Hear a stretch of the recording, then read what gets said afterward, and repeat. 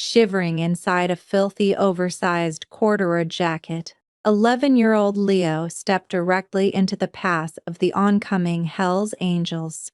While the roar of customized Harley-Davidsons usually sent ordinary citizens scattering for the sidewalks, the boy wasn't looking for trouble. Instead, he reached up, grabbed the leather vest of the largest rider, and pointed a trembling, dirt-stained finger toward a blacked-out sedan. "They're waiting for the little girl," he whispered. It was a scorching, unforgiving Tuesday afternoon in Bakersfield, California. The heat rising off the asphalt of Centennial Park was thick enough to distort the horizon, making the playground equipment look like it was melting. To the casual observer, it was just another mundane weekday. Mothers pushed strollers, teenagers loitered by the chain-link fences, and the distant sound of freeway traffic provided a constant droning soundtrack. For Richard "Brick" Miller, president of the local Hells Angels charter, it was supposed to be a rare afternoon of downtime. Brick was 58 years old, a towering mountain of a man with arms like bridge cables covered neck to knuckle in faded ink that told the story of a life lived entirely on his own terms. His beard was a thick mix of iron gray and white, and his eyes, hidden behind dark aviator sunglasses, missed absolutely nothing. Beside him sat his heavily customized Harley-Davidson Road Glide, the chrome gleaming aggressively in the afternoon sun.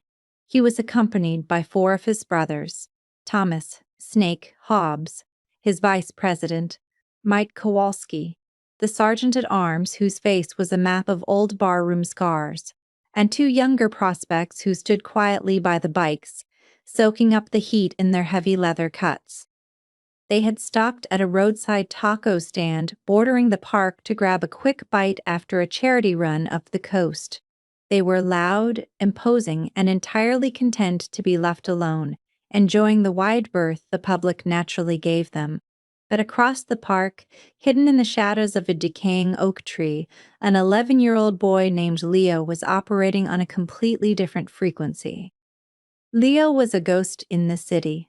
A runaway from a broken foster home in Fresno, he had been navigating the streets of Bakersfield for 7 months. When you live on the streets as a child, you don't survive by being strong. You survive by being invisible, and by noticing the things that comfortable people ignore. You learn to read the micro-expressions of strangers, the shift in a vagrant's posture, and the subtle, dangerous deviations in everyday patterns. For the past 45 minutes, Leo had been watching a vehicle that didn't belong. It was a 2015 charcoal gray Dodge Charger, parked illegally in the red zone near the park south exit. It wasn't a police cruiser. Leo knew the local undercovers and their unmarked cars by heart. This car had heavily tinted windows, except for the windshield, which was just clear enough for Leo to see the silhouettes of 2 men in the front seat. They weren't reading the paper. They weren't on their phones. They were sitting perfectly still, their heads turning in slow, synchronized intervals. Leo's eyes tracked their line of sight. They were watching a little girl, no older than 6, wearing a bright yellow sundress. She was playing in the sandbox, happily oblivious, while her mother sat on a nearby bench, completely absorbed and scrolling through her smartphone. Leo knew the feeling of being hunted. He recognized the patient, predatory stillness of the men in the Charger. He saw the passenger crack his door open just an inch, not enough to get out, but enough to eliminate the sound of the latch when the time came to move fast. He saw the driver subtly turn the steering wheel toward the curb, angling the tires for a rapid departure. A cold spike of adrenaline pierced through the Bakersfield heat and settled deep in Leo's chest. He looked around. The park was relatively crowded, but no one else noticed. The mother was still looking down. The other parents were chatting. If those men grabbed the girl, they would have her in the car and be merging onto Highway 99 before anyone even finished dialing 911. Leo knew he should run. The number 1 rule of the streets was to mind your own business. Getting involved meant talking to the police, and talking to the police meant getting sent back to the system he had risked his life to escape.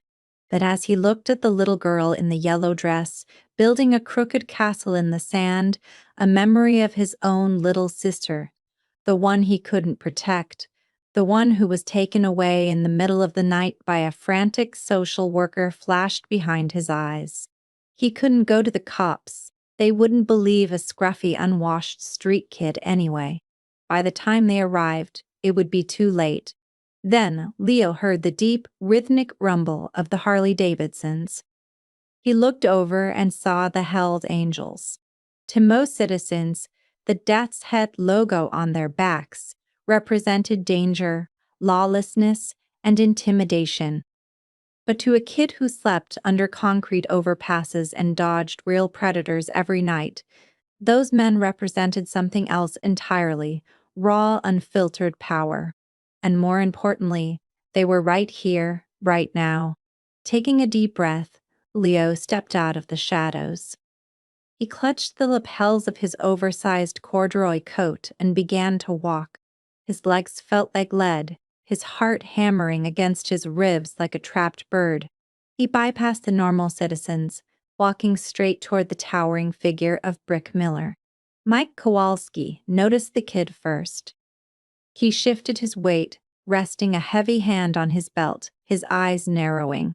"Hey," Kowalski rumbled, his voice like grinding gravel. "Watch where you're walking, kid." Leo didn't stop. He ignored Kowalski, stepping straight into Brick's personal space. The sheer size of the Hells Angels president was terrifying up close. Brick looked down, pausing mid-bite of his food. He didn't flinch, didn't step back. He simply stared at the trembling boy with an unreadable expression.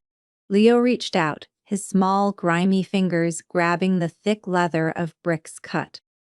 He pulled the giant man down slightly, his voice a desperate, urgent rasp. "That car," Leo whispered, pointing a discreet, shaking finger toward the south exit. "That gray car. They've been parked in the red zone for an hour. The passenger's door is unlatched. They're watching the kids. They're waiting for the little girl in the yellow dress." Brick didn't immediately turn his head. He was a man who had survived decades in a violent, unpredictable world. He knew better than to give away his attention. He looked at Leo's face. He saw the grime, the exhaustion, the fear. But mostly he saw the absolute, terrifying sincerity in the boy's eyes. This wasn't a prank. The kid was terrified, but he had risked his own safety to sound an alarm. "You sure, little man?" Brick asked, his voice surprisingly quiet, a deep baritone that vibrated in his chest. "They're going to take her," Leo choked out, tears of pure adrenaline pricking his eyes. "I know it. I've seen it before." Brick slowly straightened up. The relaxed, casual demeanor of the biker boss vanished instantly, replaced by a chilling, cold-blooded focus. He didn't ask Leo for his name, and he didn't tell him to run along. "Mike, Snake," Brick said softly, not taking his eyes off the boy. The two bikers stepped closer, sensing the immediate shift in the atmosphere. The prospects in the background stiffened, standing at attention. "Gray Charger, south exit," Brick murmured, adjusting his sunglasses. "Kid says they're hunting." The transformation was instantaneous. There was no shouting, no chaotic scrambling. The men of the Hells Angels operated with a silent, terrifying synchronicity that spoke of years of riding together, fighting together, and surviving together. Smake Hobbs, a lean, heavily tattooed man with a sharp, calculating gaze, casually tossed his half-eaten food into a nearby trash can. Without a word, he signaled the two prospects with a subtle jerk of his chin. "Lock the south gate," Snake muttered as he walked past them. The two younger men immediately moved toward their bikes. They didn't start the engines that would draw too much attention. Instead, they unspooled their kickstands and began manually rolling their massive, 900-pound machines down the paved walking path, positioning themselves casually but firmly across the narrow bottleneck that served as the park's primary vehicle exit. Mike Kowalski, took a different route. He pulled a rag from his back pocket and began a slow, leisurely stroll around the perimeter of the playground. To the mothers and children, he was just a scary-looking biker stretching his legs. But his path was meticulously chosen. He positioned his massive frame directly between the sandbox where the little girl in the yellow dress was playing and the line of sight of the gray Charger.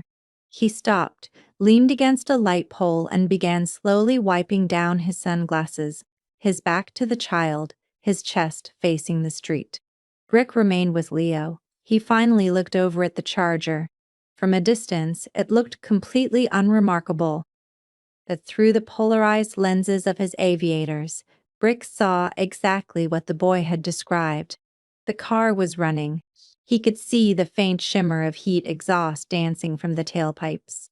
The passenger door was indeed popped open a fraction of an inch, disrupting the sleek line of the vehicle's body. "What's your name, son?" Rick asked, his eyes locked on the target. "Leo," the boy whispered, still trembling. "You did good, Leo," Rick said, his tone flat but carrying an undeniable weight of respect. "Now, I want you to walk over to that hot dog stand, get behind the metal counter, and stay there until I tell you it's clear. Understand?" Leo nodded rapidly and bolted toward the vendor stand, ducking out of sight. Rick reached into his leather vest and pulled out his phone. He didn't call the police. In his world, you handled threats in your own backyard before inviting the law to the party. He dialed a number, holding the phone to his ear while he casually swung a leg over his road glide. "Yeah, it's Brick," he said into the receiver. "I need plates run. Gray Dodge Charger, California tags. Looks like 8 Victor Charlie Tango 411. Get back to me in 60 seconds. He hung up. He didn't turn the key in the ignition. He just sat there, dominating the space, watching the car. Inside the Dodge Charger, the atmosphere was growing tense. The driver, a sharply dressed man named Arthur Vance, tapped his fingers impatiently against the steering wheel. Beside him, his associate, a heavily built man named Greg, was gripping the door handle, his muscles coiled. "What's the holdup?" Greg hissed, his eyes fixed on the little girl in the yellow dress. "The mother is totally zoned out. I can cover the distance in 6 seconds, grab the package, and we're out." "Wait," Arthur snapped, his eyes flicking to the rearview mirror. "Something's wrong." "What?" "The perimeter," Arthur said, his voice dropping an octave. "Look at the exits." Greg squinted through the tinted glass. At the south exit, 2 massive bearded men in leather vests were standing next to their motorcycles. They weren't moving. They were completely blocking the driveway. "Bikers," Greg scoffed. "Just a couple of trash outlaws. Honk the horn, they'll move." "Look at the playground," Arthur commanded, a bead of sweat breaking out on his forehead. Greg shifted his gaze. Standing directly between their car and the little girl was Mike Kowalski. Kowalski wasn't moving, either. He had finished wiping his sunglasses and put them back on. He was standing with his arms crossed over his massive chest, staring completely unblinking at the windshield of the Charger. Even through the dark tint, Greg felt the crushing weight of the biker's stare. "They know," Arthur whispered, a sudden cold panic gripping him. "They're boxing us in." "That's impossible," Greg argued, though his grip on the door handle loosened. "How could they know? We haven't done anything yet." "It doesn't matter," Arthur said, his hands gripping the steering wheel tight. "Abort. We're blowing the op. We're leaving." Arthur threw the Charger into drive and slammed his foot on the gas. The powerful engine roared, the rear tires spinning briefly on the pavement as the heavy car surged forward toward the south exit. But as the car accelerated, Arthur realized with a sinking horror that the trap was already sprung. The 2 prospects at the exit didn't flinch as the 2-ton vehicle barreled toward them. They simply stood their ground behind their bikes. Arthur knew if he hit the motorcycles, the heavy steel and engine blocks would total the Charger's front end, deploying the airbags and leaving them stranded in the middle of a hostile environment. cursing violently. Arthur slammed on the brakes. The Charger screeched to a halt, the bumper stopping mere inches from the chrome exhaust pipes of the nearest Harley. Before Arthur could throw the car into reverse, the deep, thunderous boom of an unbaffled V-twin engine shattered the afternoon air. Brick Miller had started his road glide. He didn't ride it over to the car, he launched it. The massive motorcycle ate up the distance in seconds, screeching to a halt diagonally right behind the Charger's rear bumper. The gray sedan was now completely trapped. Forward blocked by the prospects, rear blocked by the president. Arthur's heart hammered in his chest. "Lock the doors," he yelled to Greg.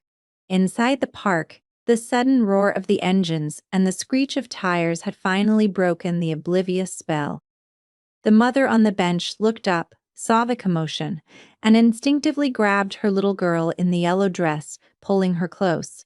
The surrounding citizens froze, watching in stunned silence as the drama unfolded.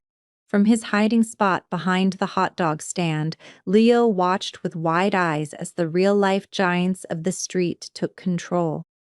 Brick stepped off his bike. He didn't rush. He walked with the heavy, deliberate cadence of a man who owned the pavement beneath his boots.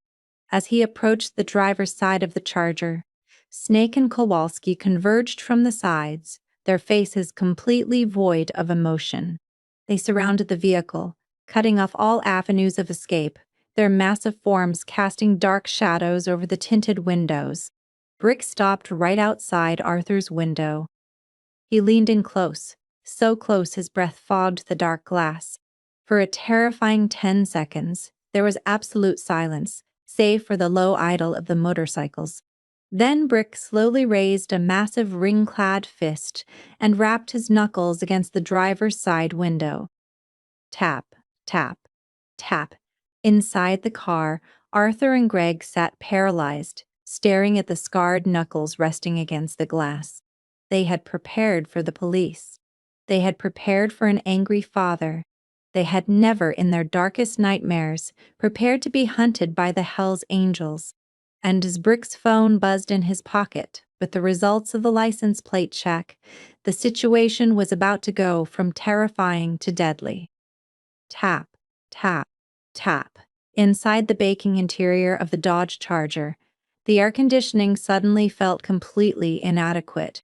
Arthur swallowed hard, his hand slipping on the leather steering wheel.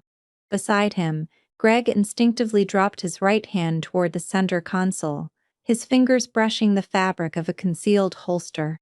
Before Greg could even unclasp the retention strap, Thomas "Snake" Hobbs moved. The vice president didn't draw a weapon, nor did he shout.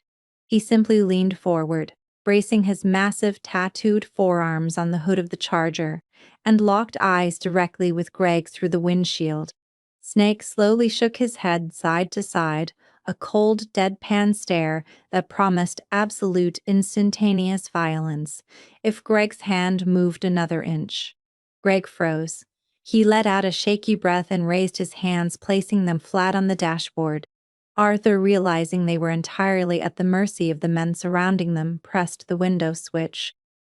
The tinted glass slid down 3 inches, just enough to let out a rush of cold, conditioned air and let in the overwhelming smell of hot asphalt and motorcycle exhaust. "Can I help you gentlemen with something?" Arthur asked, fighting to keep the tremor out of his voice. He plastered on a fake, customer service smile. "We were just trying to pull out." Brick Miller didn't smile back. He stood uncomfortably close to the door, his massive frame blocking out the afternoon sun. He reached into his leather coat, pulled out his vibrating cell phone, and glanced at the glowing screen. The text was from Tommy Wench Gallagher, a club associate who worked at a regional DMV processing center. It read, "Plates are registered to a shell company. Blackwood Executive Protection out of Las Vegas. Shady outfit. They specialize in off-the-books custody extractions. High-dollar snatch and grabs." Brick slowly lowered the phone. He looked past Arthur, his eyes drifting over to the sandbox. The little girl in the yellow sundress was now holding her mother's hand, looking curiously at the barricade of motorcycles. Blackwood protection, Brick rumbled, his voice so deep it vibrated against the glass. Vegas plates, you boys are a long way from the desert. Arthur's fake smile vanished. The blood drained from his face. I don't know what you're talking about. We're just passing through Bakersfield. Don't insult my intelligence, Brick said, his tone dropping to a dangerous whisper. You've been parked in a red zone for an hour. Your passenger door is unlatched. You've got the AC running but the engine idling hot. And you haven't taken your eyes off that little blonde girl in the sandbox since I pulled up? Listen, Arthur stammered, his bravado crumbling. He leaned closer to the window, lowering his voice. We're private contractors. We have paperwork. The father, I don't care about your paperwork, Rick interrupted, his voice slicing through the humid air like a straight razor. And I don't care who signed the checks. In my town, you don't hunt children. He has partial custody, Greg yelled from the passenger seat, trying to muster some authority. The mother violated a court order. We're just returning the property to the rightful smash. Before Greg could finish the sentence, Mike Kowalski stepped forward and drove his steel-toed boot directly into the front quarter panel of the Charger. The heavy steel crumpled inward with a sickening crunch. She ain't property, Kowalski growled, his scarred face twisting in disgust. Arthur jumped in his seat. The situation had escalated beyond their control. They were corporate mercenaries, used to intimidating frightened mothers and dodging slow-moving family court lawyers. They had zero protocol for dealing with a fully patched Hells Angels charter that had decided to act as a neighborhood watch. Turn off the engine, Brick commanded. Arthur hesitated.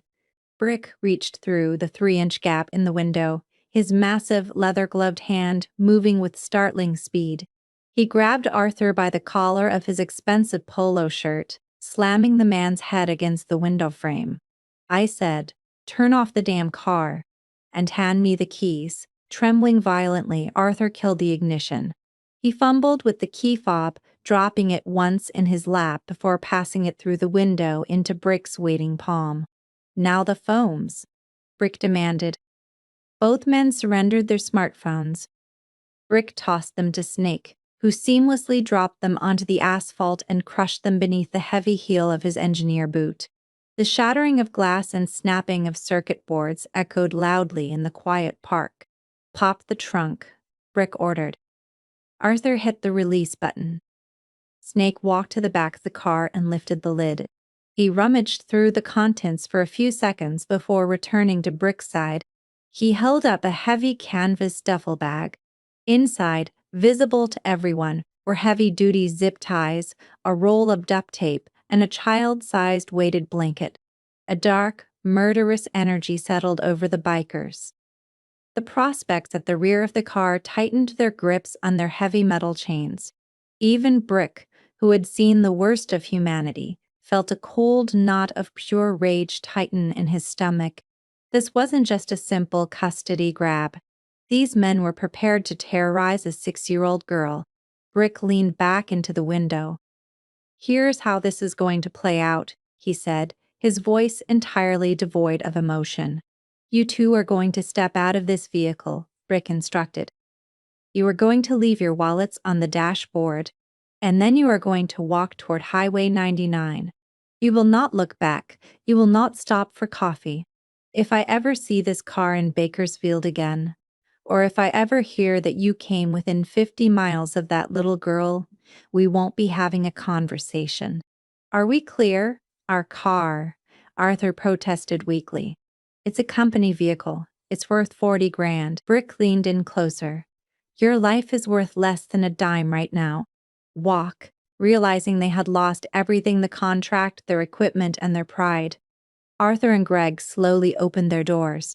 They stepped out onto the hot pavement, leaving their wallets behind. Stripped of their technology and their mobility, they looked pathetically small, surrounded by the towering bikers and their massive machines.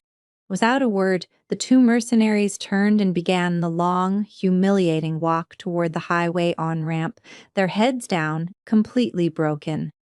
Snake tossed the Dodge's keys into a nearby storm drain. The threat was neutralized. Brick turned his attention away from the departing men and looked across the park. The mother, Sarah Jenkins, was standing near the edge of the playground, clutching her daughter Chloe tightly against her chest. She had watched the entire confrontation, paralyzed by confusion and fear. She knew the bikers had intercepted the men, but she didn't know why. Brick walked slowly toward her. He took off his aviator sunglasses, revealing eyes that were surprisingly gentle beneath the harsh lines of his face. He stopped 10 feet away to give her space. "Ma'am," Brick said softly, tipping his chin. "I'm sorry for the commotion, but you need to know what just happened." Sarah pulled Chloe tighter. "Who were they?" she asked, her voice trembling. "Private snatchers," Brick explained bluntly. "Hired out of Vegas. They had zip ties and tape in the trunk. They were waiting for you to look away so they could take your little girl." Sarah gasped, the color draining from her cheeks. Her knees buckled slightly and she dropped to the grass, burying her face in Chloe's yellow dress, sobbing uncontrollably as the reality of how close she had come to losing her child washed over her. "My ex-husband," Sarah cried into her hands. "He swore he would take her away from me. He has money. He told the judge I was unfit, but he lost. I didn't think he'd actually." "He did," Brick said, "and he'll try again. You can't stay here. You need to call your lawyer and you need to get to a safe house." "I don't have anywhere to go," Sarah wept. "My family is in Ohio." Brick looked back at Snake. The vice president gave a slow, affirming nod. "Kowalski," Brick called out, "you and the prospects ride with the lady. Escort her home, help her pack her bags, and get her to the women's shelter downtown. Sit outside until she's safe inside. No one touches her."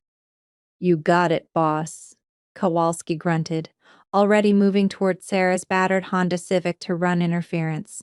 As the mother and daughter were safely escorted away, Brick turned his attention to the only piece of the puzzle left. He walked over to the hot dog stand. Peeking out from behind the metal condiment counter, looking utterly terrified but intensely curious, was Leo. The 11-year-old boy hadn't moved a muscle. Rick walked up and crouched down, an impressive feat for a man of his size and age. He looked at the filthy, starving runaway.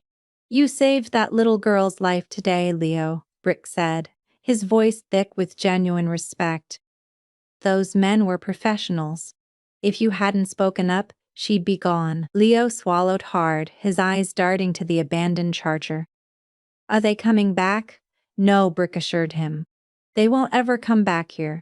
But what about you? Where are your folks, kid?" Leo looked down at his ruined sneakers. "Don't got any. Foster care." Brick sighed, running a hand over his gray beard. He knew the system. He knew it chewed kids up and spit them out into the gutters. He saw a reflection of himself in the boy, a kid entirely alone, forced to develop a radar for danger just to survive the night. "When was the last time you had a real meal, Leo?" Brick asked. "I don't remember," Leo whispered. Brick stood up and extended a massive, scarred hand. "Well," the Hells Angels president said, a faint smile touching the corners of his mouth, "the clubhouse has the best steak and potatoes in Bakersfield, and we're always looking for someone sharp to help keep the bikes clean. You want a job, kid?" Leo looked at the giant hand. For the first time in his life, he didn't see danger. He saw a shield. He reached out with his small, grimy fingers and took Brick's hand. Brick lifted the boy up, walked him over to the gleaming road glide, and set him gently on the back seat. As the heavy V-twin engine roared to life, shaking the pavement beneath them, Leo wrapped his arms around the leather-clad giant. They rode out of Centennial Park, not as an outlaw and a stray, but as brothers bound by the unspoken code of the streets. Sometimes, salvation doesn't arrive in a police cruiser or a tailored suit. It rolls in on two wheels, wrapped in worn leather and loud pipes.